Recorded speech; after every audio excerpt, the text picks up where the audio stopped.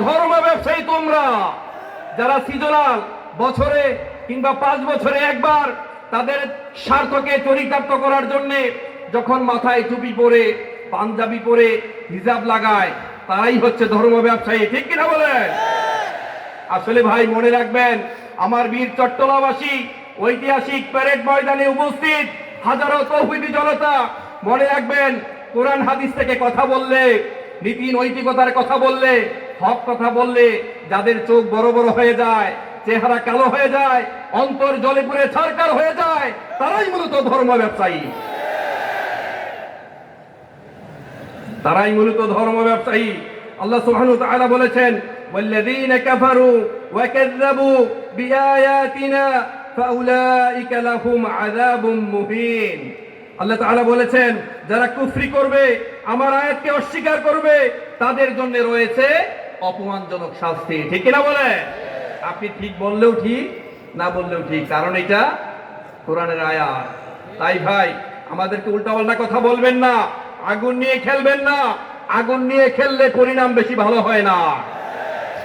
মনে রাখবেন, কিছুদিন আগে সারা বাংলাদেশে বিভিন্ন জায়গায় বন্যার প্রাদুর্ভাব দেখা গিয়েছে। ঠিক কিনা বলেন?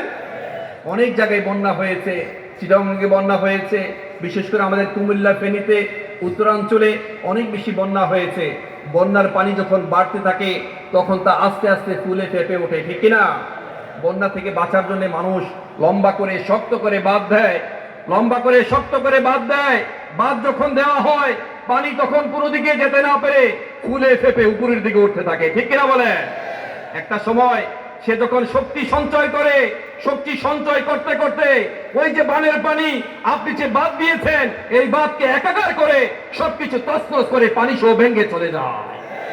ঠিক এমনি আপনি যখন আজে বাজে কথা বলবেন, আলেমদেরকে কটাক্ষ করবেন, উল্টাপাল্টা কথা বলবেন, হাজার হাজার কোটি টাকা লাপাত্তা করে দিবেন, জালিমের মতো আচরণ করবেন, ধরাকে সরাগেন করবেন, রক্ত দিয়ে হোলি খেলবেন, দুর্বলের উপর সবল হয়ে অত্যাচার করবেন, ঠিক তেমনি মনে রাখবেন, আল্লাহর পক্ষ থেকে শক্তি বানের পানির মতো যে শক্তি সঞ্চয় করেছে, যে বাঁধ দিয়েছেন, যে বাঁধ ভেঙে একাকার হয়ে গিয়েছে, আপনার জীবদ্দশায় আপনিও একাকার হয়ে তছনছ হয়ে যাবেন। কোন জালিমদেরকে সাপোর্ট দিবেন না ভাই। কোন জালিম কখনো শান্তিতে মরতে পারে না, জালিম কখনো শান্তি পায় না। জালিম দুনিয়াতে শান্তি পায় না, পরকালেও শান্তি পায় না। ইন্নাহু লা ইউফলিহুল যালিমুন, জালিমরা কখনো সফল হয় না।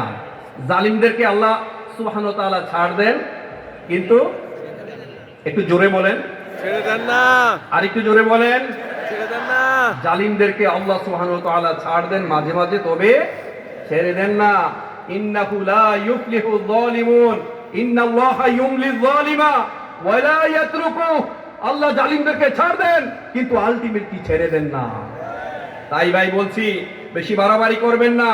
আলেমদেরকে বিচ্ছিন্ন করার জন্য আমরা বিগত সময় দেখেছি অনেকে অনেক চেষ্টা করেছেন।